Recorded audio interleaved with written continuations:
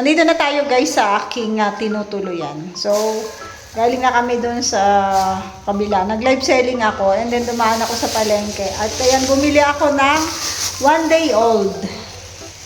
1 day old. Ipiprito ko guys. Ito yung first time ko na makakatikim ng 1 day old. Prito lang daw naman talaga ang ano dito. Ay, ihaw siguro. Masarap dito iniihaw. Ayan. Tapos yung aking niluto kanina na sayote. Yan o, yung ulam kanina umaga. Sayote na mayroong mga talbos. Yan. Yan. And may kanin pa naman. So, di na ako magsasaing. Ito na lang ang lulutuin ko. Ang 1 day old. At tayo ay magmumukbang ng 1 day old. Ayan. So, first time makakatikim. Kaya, excited akong magluto nito, guys. Lulutuin na natin yung 1 day old. Yes. Ito na. Ating 1 day old. Piprituhin ko na, guys.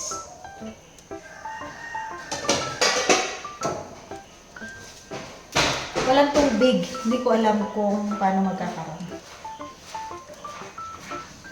So, ayan.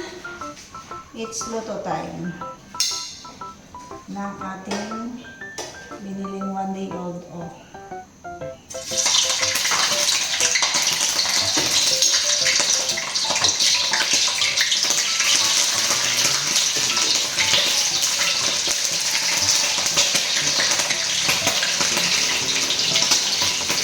Nakita ko nito guys kahapon din sa ano, sa ihaw. May nag-ihaw kasi hindi ako nakabili. Kaya sabi ko, bibili na lang ako ng hilaw at ako ang magluluto. Diba?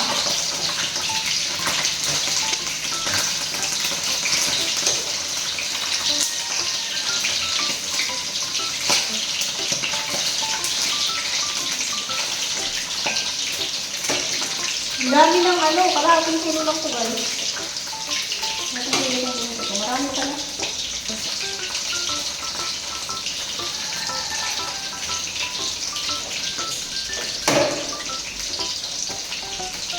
Paano ko na ipapatoast nito.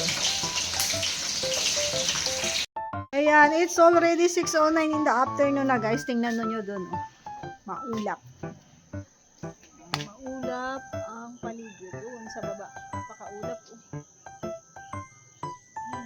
Maulap. Kasi sa umaga dyan mainit. Ayan guys, luto na ang ating first batch. Ito na siguro ko. Ayan. May toasted pa konti.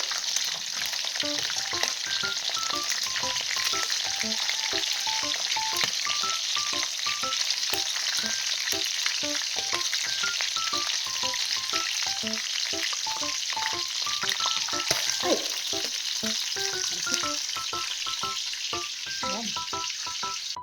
Ayan guys, tapos na akong magluto. O, diba? And then, titikman na natin. Crunchy yan guys. So, ayan guys. Kakain na tayo. Tayo, ang ulam ko syempre ay 1 day old. Sausaw ko sa suka na may sibuyas. First time natin makakatikim nito. Tikman natin kung masarap talaga. At kung ba talagang parang di naman 1 day old. Kasi makunat naman.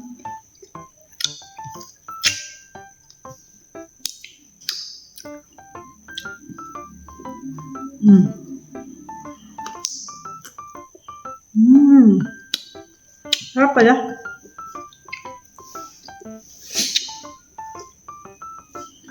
Sarap guys.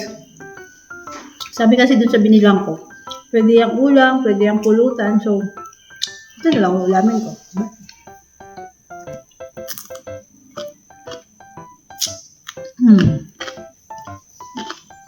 Masarap siya pag nakakamain.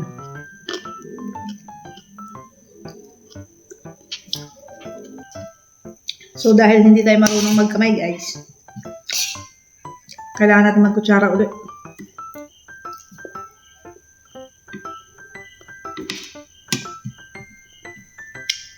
Ang hawakan ko na lang ito pagkakain ako.